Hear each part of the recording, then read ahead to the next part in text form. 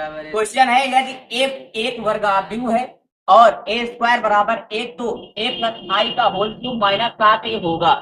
इनका मान निकालना है, कितना होगा। ए प्लस आई का होल क्यूब माइनस 7a लिखा है। हम ए प्लस बी का होल क्यूब सबसे पहले खोलेंगे, तो ए प्लस बी का होल क्यूब होता है ए क्यूब, ए की जगह ए ही है तो इनका क्यूब होगा A cube plus B cube, B की जगह लिखा है आई, तो आई का करेंगे आई क्यूब हो जाएगा प्लस 3ab, 3a की जगह ए है और बी की जगह है आई और into A plus B. Formula लगा देंगे ए प्लस बी का whole cube, A cube plus B cube plus 3ab into A plus B.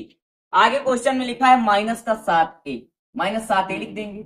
अब ए क्यूब लिखा है, अब ए क्यूब का तो हमको कुछ पता ही नहीं कि ए क्यूब का करना क्या है, तो दिख रहा है ए स्क्वायर बराबर ए, ए स्क्वायर बराबर ए। हमको क्वेश्चन में अगर ए स्क्वायर दिख जाए तो उसकी जगह हम ए लिख देंगे। अब ए क्यूब है तो ए क्यूब को लिखेंगे हम ए स्क्वायर इंटू ए। आई क्यूब इकाई आव्यूह की घात कितनी ही कर दो वो आई ही रहता है, तो आई की पावर एन होगी तो आई ही हो जाएगा, एन एक पूर्णांक होना चाहिए बस। तो यहां पर है आई का क्यूब, तो एन की जगह कोई भी पूर्णांक हो सकता है, तो आई क्यूब यानी आई का क्यूब करेंगे तो आई ही हो जाएगा, तो यहां पर हो जाएगा आई।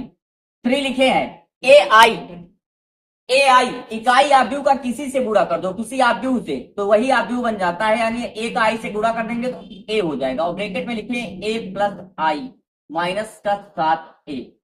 अब जो ये ए स्क्वायर लिखा है, ए स्क्वायर का मान दिख रहा है कि ए के बराबर है, तो हम लिख देंगे समीकरण 1 से ए स्क्वायर की जगह पर ए, समीकरण 1 ए स्क्वायर की जगह ए लिख दिया, फिर से लिखे हैं बगल में ए प्लस आई लिखे, आई लिखे रहेंगे प्लस 3a का a से गुणा कराएंगे, तो जब 3a का a से गुणा कराएंगे हो जाएगा 3a स्क्वायर प्लस 3a का i से गुणा कराएंगे हो जाएगा 3ai माइनस का 7a लिख।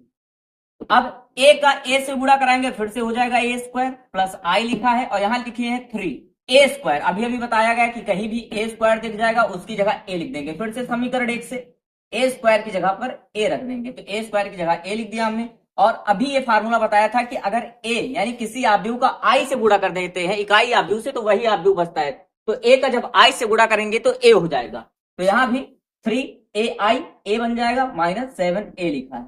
अब ये a स्क्वायर फिर से दिख रहा है, a स्क्वायर की जगह हम फिर से a लिख देंगे समीकरण 1 से, समीकरण 1 से यहां पर a स्क्वायर की जगह a लिख दिया प्लस i लिखा है प्लस 3a प्लस का 3a, प्लस और प्लस जुड़ जाएंगे 3a 3a 6a हो जाएंगे, माइनस का 7a लिखा है। अब ये लास्ट लाइन i लिखा है, यहां पर a है और यहां पर 6a, दोनों प्लस के हैं, प्लस प्लस के जुड़ जाएंगे हो जाएंगे 6a plus a 7a, minus का 7a लिखा है, 7a माइनस का 7a प्लस का कट जाएगा, बचेगा केवल i। यही इस क्वेश्चन का आंसर हो जाएगा।